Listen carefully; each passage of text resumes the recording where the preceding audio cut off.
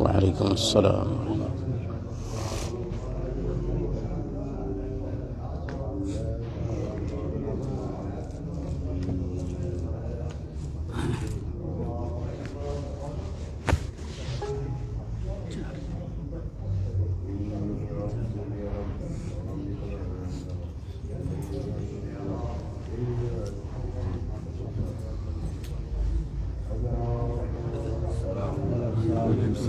وعلیکم السلام۔ الحمد للہ والصلاة والسلام علی رسول اللہ وعلی آلہ وصحبہ ومن والہ۔ محترم بھائیو، السلام علیکم ورحمۃ اللہ وبرکاتہ۔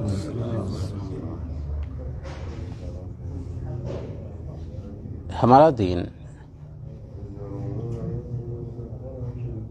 بہت ہی پیارا دین ہے،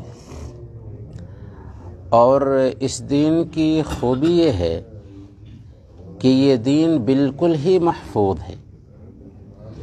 زندگی کا ایک ایک گوشہ محفوظ ہے۔ یہاں پر کہیں سے بھی کسی بھی طرح کی رہنمائی کی الگ سے ضرورت نہیں ہے۔ یہاں پر عبادت کی قبولیت کے لیے دو شرطیں رکھی گئی ہیں۔ پہلی شرط کہ وہ عبادت خالص اللہ رب العالمین کے لیے انجام دی جائے، اور دوسری شرط کہ پیارے نبی صلی اللہ علیہ وسلم کے طریقے کے مطابق اس عبادت کو انجام دیا جائے۔ اگر اسے اللہ رب العالمین کے لیے خالص انجام نہیں دیا گیا ہے، یا پیارے نبی صلی اللہ علیہ وسلم کے طریقہ کے مطابق نہیں کیا گیا ہے، تو چاہے وہ عبادت کتنا ہی اچھا کیوں نہ ہو، کتنا ہی بہتر کیوں نہ لگ رہا ہو، وہ عمل اللہ تعالی قبول نہیں کرتا۔ تو گویا کہ کسی بھی نیک عمل کی قبولیت کے لیے ہمارے سامنے قاعدہ یہ ہوا کہ وہ عمل صرف اللہ کے لیے کیا جائے اور پیارے نبی صلی اللہ علیہ وسلم کے طریقہ کے مطابق کیا جائے۔ اللہ کے نبی صلی اللہ علیہ وسلم نے جب جس وقت جس تعداد میں جس کیفیت میں عبادت کی ہے، ہمیں اسی وقت اسی تعداد میں اسی کیفیت میں عبادت کرنی ہوگی۔ اگر ہم نے ایسی جگہ پر کوئی عمل کیا جس جگہ پر پیارے نبی صلی اللہ علیہ وسلم نے وہ عمل نہیں کیا، تو وہ صحیح نہیں ہوگا۔ ایک موٹی سی مثال لیجئے کہ جمعہ کے دن جب امام خطبہ دے رہا ہو تو اللہ کے نبی صلی اللہ علیہ وسلم صرف جب نماز استسقاء کی دعا کرتے تھے، یعنی بارش کی دعا کرتے تھے، صلاۃ الاستسقاء کے لیے یا بارش طلب کرنے کے لیے دعا کرتے تھے، تو اللہ کے نبی صلی اللہ علیہ وسلم ہاتھ اٹھاتے تھے، صحابہ بھی ہاتھ اٹھاتے تھے۔ لیکن اس کے علاوہ خطبے کے بیچ اللہ کے نبی صلی اللہ علیہ وسلم دعا کرتے تھے، لیکن ہاتھ نہیں اٹھاتے تھے، صحابہ بھی ہاتھ نہیں اٹھاتے تھے۔ ہم میں سے بہت سارے بھائی امام جب دعا کر رہا ہوتا ہے تو ہاتھ اٹھا کر کے دعا کرتے ہیں، حالانکہ اللہ کے نبی صلی اللہ علیہ وسلم کے صحابہ خطبہ کے بیچ ہاتھ اٹھا کر کے دعا نہیں کرتے تھے۔ تو اگرچہ بڑی تعداد میں ہم میں سے بہت سارے لوگ خطبہ کے بیچ ہاتھ اٹھا کر کے دعا کرتے ہیں، پر یہ ہاتھ اٹھانا ثابت نہیں ہے۔ کوئی بھائی کہتے کہ ہاتھ اٹھانا تو اچھی بات نہیں، ہاتھ اٹھانا اچھی بات ہے نا۔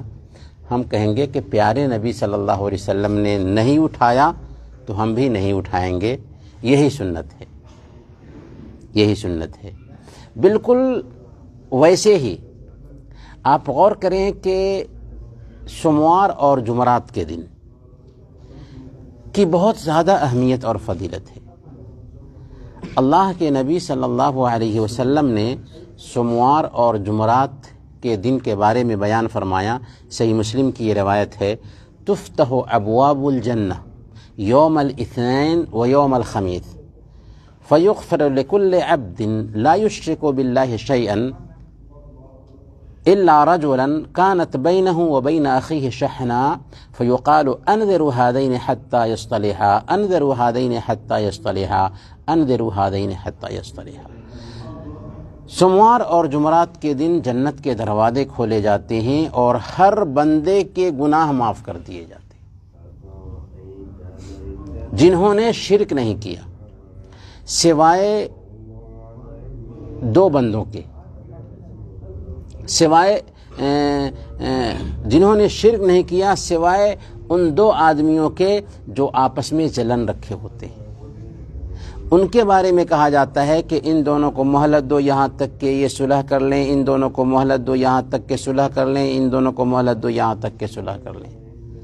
تو ہفتے میں سوموار اور جمعرات کے دن بندوں کے اعمال اللہ کے پاس پیش کیے جاتے ہیں، اللہ کی معافی ہوتی ہے سوموار کے دن اور جمعرات کے دن، اور شرک کرنے والے کے علاوہ سارے لوگوں کی معافی ہو جاتی ہے سوائے ان دو بھائیوں کے جو آپس میں اختلاف کیے ہوئے ہوتے ہیں۔ ان دونوں کے بارے میں کیا کہا جاتا ہے کہ ان دونوں کو مہلت دو یہاں تک کہ یہ آپس میں صلح کر لیں۔ اب آپ بتائیں، اگر ہم میں سے کوئی آدمی یہ سوچے کہ سوموار کی رات میں ہم عبادت کریں گے یا جمعرات کی رات میں ہم عبادت کریں گے، کیوں؟ اس لیے کہ یہ رات بہت ہی اہمیت رکھنے والی ہے اور انہی دنوں میں اللہ تعالیٰ کے پاس بندوں کے اعمال پیش کیے جاتے ہیں، تو کیا ایسا کرنا اس کے لیے صحیح ہوگا یا نہیں ہوگا؟ بولیں، نہیں ہوگا۔ کیوں نہیں ہوگا صحیح؟ اس لیے کہ پیارے نبی صلی اللہ علیہ وسلم نے خصوصی طور پر سوموار کی رات میں اور جمعرات کی رات میں عبادت کا اہتمام نہیں کیا۔ ہاں، سوموار کے دن میں روزہ رکھا، جمعرات کے دن روزہ رکھا، تو ہم بھی سوموار کے دن روزے رکھیں گے، جمعرات کے دن روزے رکھیں گے۔ اسی طریقے سے دوسری مثال لیجئے، جمعہ کا دن، جمعہ کے دن کی کتنی اہمیت ہے یا نہیں؟ جمعہ کا دن ہی ہے جس دن قیامت واقع ہونے والی ہے، جمعہ کا دن ہی ہے جس دن اللہ نے آدم علیہ السلام کو پیدا کیا، جمعہ کا دن ہی جس دن اللہ رب العالمین نے آدم علیہ السلام کو جنت میں داخل کیا، زمین پر اتارا، اور اسی دن آدم علیہ السلام کی وفات بھی ہوئی۔ قیامت کا دن ہے، اسی دن قیامت واقع ہونے والی ہے۔ لیکن صحیح مسلم کی روایت ہے، اللہ کے نبی صلی اللہ علیہ وسلم فرماتے ہیں، لا تختصوا لیلۃ الجمعۃ بقیام من بین الایام ولا تخصوا یوم الجمعۃ بصیام من بین الایام الا ان یکن احدکم یصومہ الا ان یکن فی صوم یصومہ احدکم۔ دیکھو، جمعہ کی رات کو قیام کے لیے خاص مت کرنا، عام راتوں کے مقابلہ میں جمعہ کی رات کو قیام کے لیے خاص مت کرنا، اور جمعہ کے دن کو روزہ کے لیے خاص مت کرو عام دنوں کے مقابلہ میں۔ ہاں، اگر کوئی آدمی پہلے سے روزہ رکھتا آ رہا تھا اور جمعہ کا دن اتفاق سے آ گیا تو اس دن بھی وہ روزہ رکھ سکتا ہے۔ تو آپ غور کریں، جمعہ کا دن ہے، فضیلت والا دن ہے، اس کے باوجود بھی پیارے نبی صلی اللہ علیہ وسلم ہم کو روزہ رکھنے سے منع کر رہے ہیں اور اس کی رات میں قیام کرنے سے منع کر رہے ہیں۔ کوئی آدمی بولے گا نا کہ بھئی جمعہ کا دن فضیلت والا دن ہے، کل ہو کر کے قیامت واقع ہونے والی ہے، ہم کیوں نہ رات میں قیام کریں، ہر جمعہ کی رات میں ہم قیام کریں گے؟ نہیں، دین جذبات کا نام نہیں، دین اطاعت کا نام ہے۔ دین اس چیز کا نام ہے کہ ہم پیارے نبی صلی اللہ علیہ وسلم نے جیسے بتایا ہے ویسے ہی کریں گے۔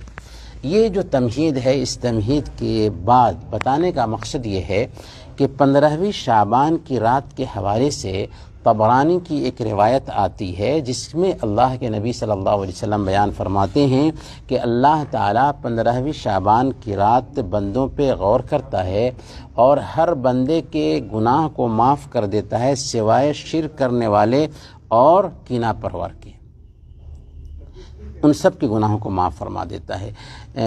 شیخ البانی اور دوسرے اہل علم نے کہا کہ یہ حدیث اگرچہ سند کے اعتبار سے ضعیف ہے، لیکن تمام طرق کو جمع کرنے کے بعد پتہ چلتا ہے کہ اس حدیث کی اصل ہے۔ تو ہمیں 15ویں شعبان کی رات کے حوالے سے اتنا پتہ چل گیا کہ اس رات کی اصلیت ہے، پر اس رات میں کیا عبادت ثابت ہے؟ عبادت کے بارے میں جتنی بھی روایتیں ہیں یا تو من گھڑت ہیں یا سخت ضعیف ہیں، کوئی بھی روایت صحیح سند سے ایک بھی روایت ثابت نہیں ہے۔ تو گویا کہ جس طریقے سے جمعہ کے دن کی فضیلت ہونے کے باوجود اس رات میں عبادت سے منع کیا گیا، سوموار اور جمعرات کے دن بھی اللہ کی معافی عام ہوتی ہے، بندوں کے اعمال پیش کیے جاتے ہیں، پھر بھی ہمیں اختیار نہیں ہے کہ ہم ان راتوں میں ان راتوں میں قیام کریں۔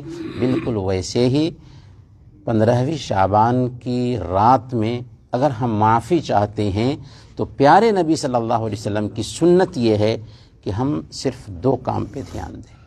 پہلا کام کہ ہم اپنے آپ کو شرک سے بچا رکھیں، شرک سے ہم دور رہیں، بڑے شرک اور چھوٹے شرک کی ساری جو شکلیں ہیں ان ساری شکلوں سے اپنے آپ کو دور رکھیں۔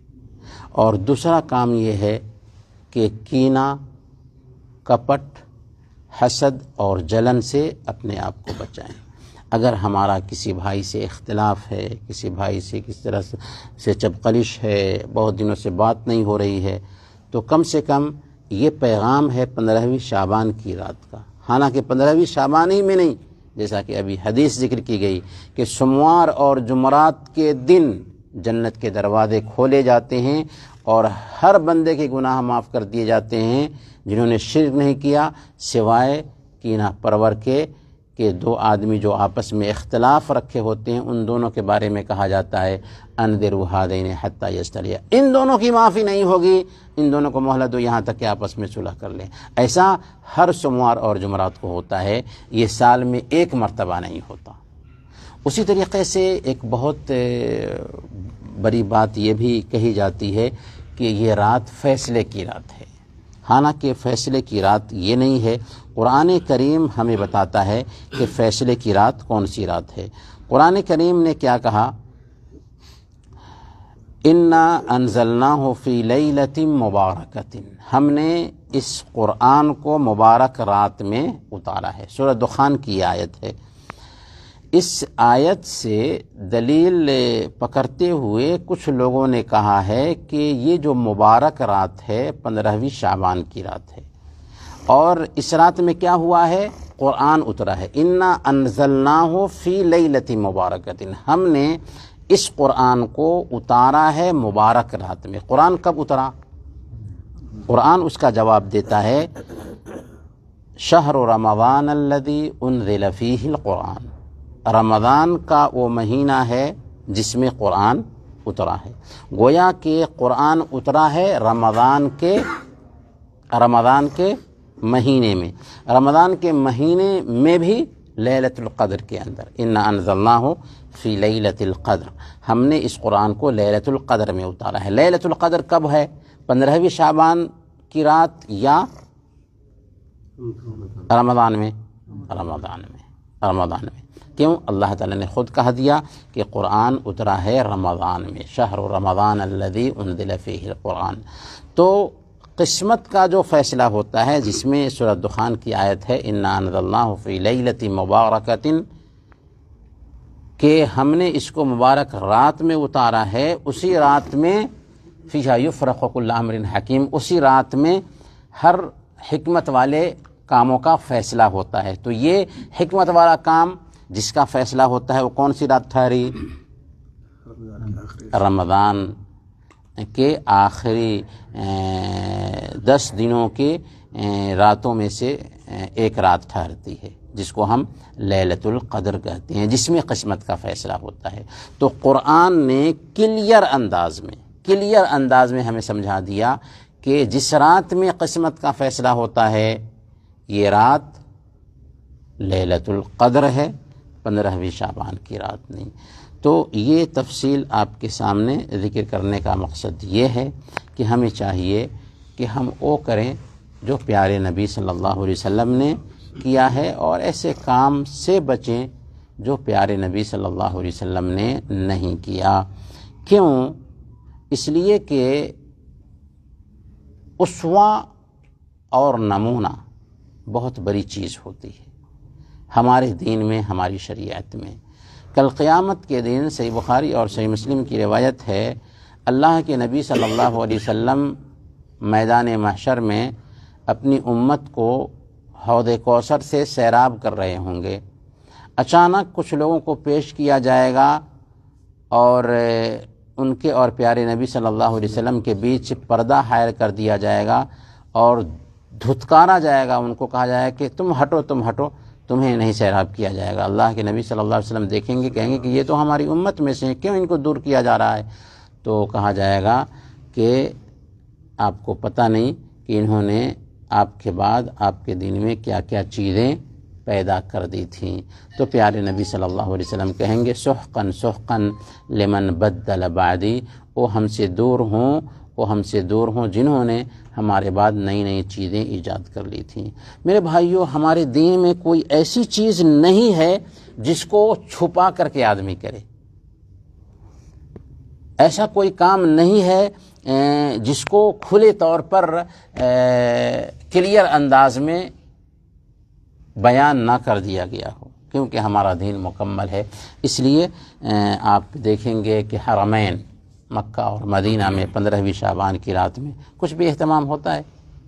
نہیں ہوتا ہے۔ اگر ہوتا تو ایسا نہیں ہے کہ پوری امت جو ہے نا گمراہی میں رہے گی۔ تو پتہ یہ چلا کہ ہمیں وہ کام کرنا چاہیے جو پیارے نبی صلی اللہ علیہ وسلم سے ثابت ہے، اور اس کام سے بچنا چاہیے جو پیارے نبی صلی اللہ علیہ وسلم نے نہیں کیا، اور اسی میں ثواب ہے، اسی میں اجر ہے، اسی میں بھلائی ہے۔ اللہ تعالی ہم سب کو پیارے نبی صلی اللہ علیہ وسلم کے اسوہ کے مطابق عمل کرنے کی توفیق عطا فرمائے۔ آمین۔ وصلی اللہ علی نبینا محمد وعلی آلہ وصحبہ اجمعین۔